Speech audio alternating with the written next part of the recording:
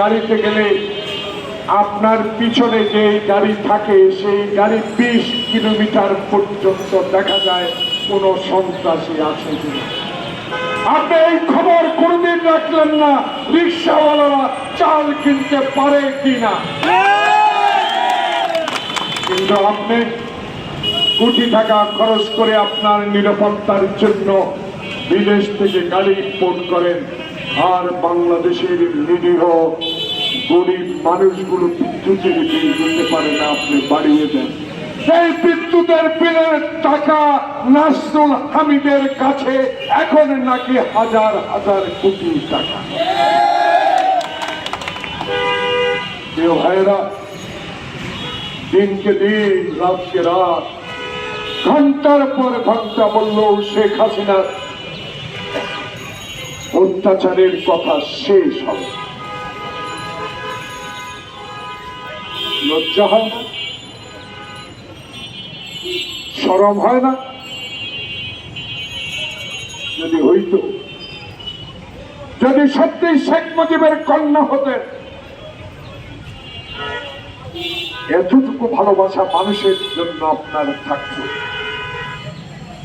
আপনার পিতা যেমনি ভাবে গণতন্ত্র হত্যা করেছে, আপনার পিতা যেমনি রক্ষী বাহিনী দিয়ে লাঠি বাহিনী দিয়ে একের দিনে গুলি করে হাজার হাজার আওয়ামী বিরোধী লোককে হত্যা করেছে, জাসদের উপর গুলি করেছে,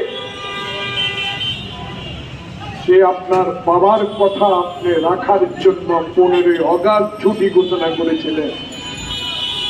রাস্তার মোড়ে মোড়ে আপনার বাবার ছবি টাঙিয়েছিলেন।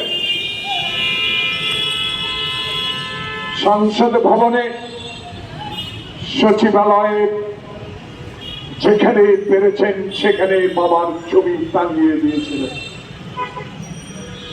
সেই ছবি রক্ষার জন্য আপনি 16 বছর কোনো কাজ করেন। আপনার বাবার পক্ষে আপনি ক্ষমা চেতে পারতেন, আপনার বাবার জন্য দোয়া চাইতে পারতেন ক্ষমতা গিয়ে, কারণ আপনার বাবার লাশ 570 সাবান দিয়ে ডোবানো লোক ছিল। আপনার বাবার প্রতি যদি সম্মান থাকতো, তাহলে সংসদে দাঁড়িয়ে কোথায় সিরাজ শিকদার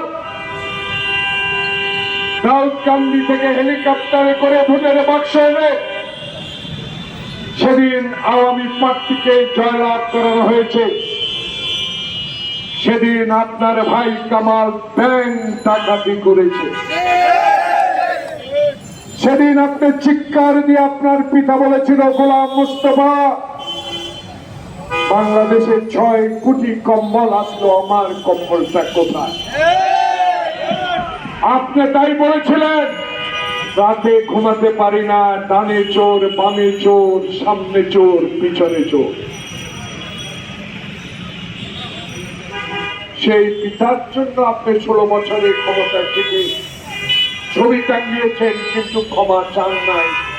তাই মানুষ